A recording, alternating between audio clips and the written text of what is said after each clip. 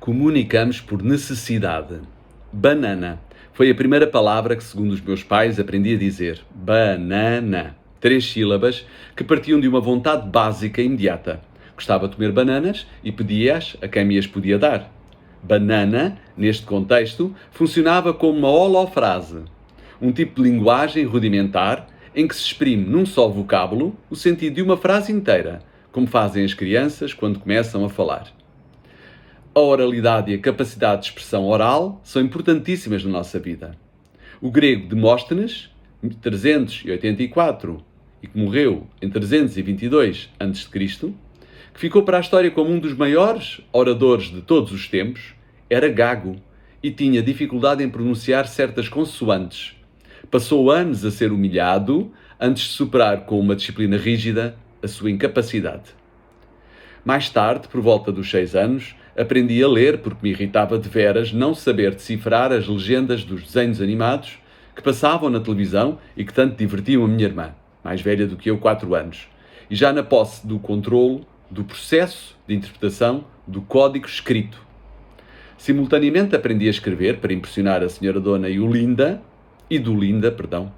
minha primeira mestra da instrução primária.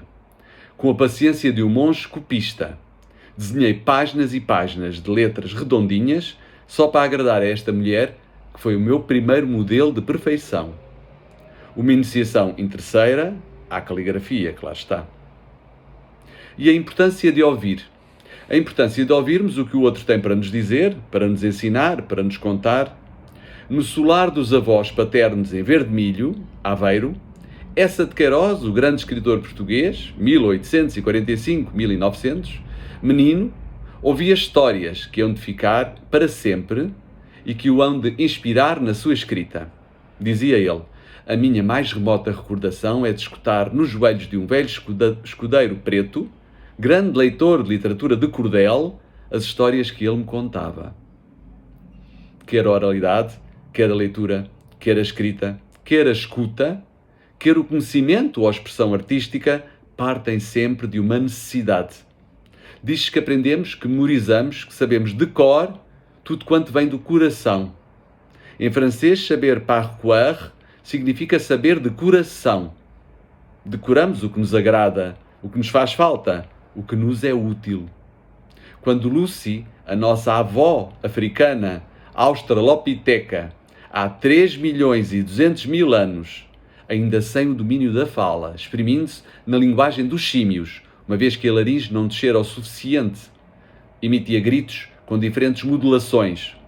Quando queria exprimir satisfação, medo ou dor, quando queria chamar alguns dos seus congêneres, fazia-o por necessidade, para manter os seus sentimentos, para comunicar com os outros. Durante alguns anos dei alfabetização a dezenas de adultos que não tinham tido oportunidade ou não tinham conseguido realizar a aprendizagem da leitura e da escrita durante a infância, o período convencionado para se realizar a aquisição dessas duas ferramentas essenciais, a leitura e a escrita. Uns porque queriam ler a Bíblia, outros precisavam de obter a carta de condução, outros porque precisavam de saber utilizar a caixa de multibanco, assinar o seu nome num cheque, por exemplo, num documento oficial, ajudar os netos nos trabalhos de casa, enviar um simples SMS. Quando aprendiam a ler, era um milagre. As sílabas, as palavras, as frases explodiam-lhes na boca como fogo de artifício, a lançar faíscas. Já podiam decifrar o mundo. Uma ponte entre eles e os outros tinha sido erguida. As primeiras formas de escrita eram desenhos esquemáticos. Uma cabeça de animal, uma árvore, uma ânfora de azeite ou de vinho, um bonequinho. Com esses traços muito simples, rudimentares, impressos em tabuinhas de argila, os antigos latifundiários inventariavam os seus rebanhos, contavam quantas carneiros e quantas ovelhas tinham, os seus bosques, a sua despensa e os seus escravos. A escrita era a forma dos mais ricos organizarem a contabilidade dos seus bens. O meio mais eficaz do que a expressão oral ou até a própria memória.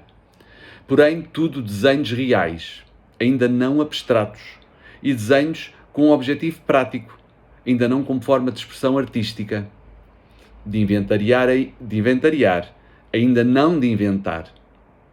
Primeiro aprendemos a falar, a escrever, a ler, isto é, a comunicar, e a comunicar por necessidade. Depois fizemos os livros, e depois os livros fizeram-nos a nós, tornando-se pouco a pouco o incalculável património humano, civilizacional, cultural, comunicacional, científico e espiritual.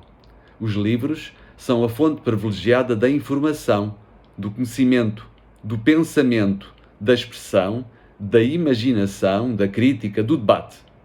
Embora agora com as novas tecnologias de informação os livros tenham ficado um pouco ultrapassados, mas o que é certo é que eles continuam a existir e não têm que ser substituídos. Subsistem em paralelo com as tecnologias. Entre a palavra como sinal oral, que exprime uma ideia, e a escrita que a fixa e perpetua, foi um grande passo. Um passo decisivo. Verba passant, scripta manent. As palavras passam, esquecem-se, enquanto a escrita, o que se registra, fica, mantém-se. Daí o surgimento, a difusão e a importância do livro. Imprimir as ideias, de modo a que o saber não se perca, dar forma ao conhecimento. Passo a ler uma frase de Eugénio Lisboa, um grande leitor e escritor. As pessoas que nunca adquiriram o gosto de ler não fazem ideia do prazer incomensurável que desperdiçam. O gosto da leitura é um dos mais valiosos presentes que a vida nos pode oferecer, diz Eugénio Lisboa no seu livro Vamos Ler, um livro que eu aconselho. Um grande e insaciável leitor, bem ciente do quanto os bons livros, isto é, aqueles livros que nos iluminam, não só nos fazem questionar e tomar consciência de quem somos e das nossas perspectivas no mundo, como alargam o horizonte que fruímos, enquanto promessa ou desafio. Um livro enriquece-nos. Do nome livro ao adjetivo livre, só muda o O. As duas palavras designando coisas diferentes, livro e livre, significam coisas muito idênticas. Leitura e liberdade. Duas paixões que se ligam, confluem, completam. Posto isto, adeusinho, que tenha ali um livro para ir ler. Gratidão, até à próxima, fique bem.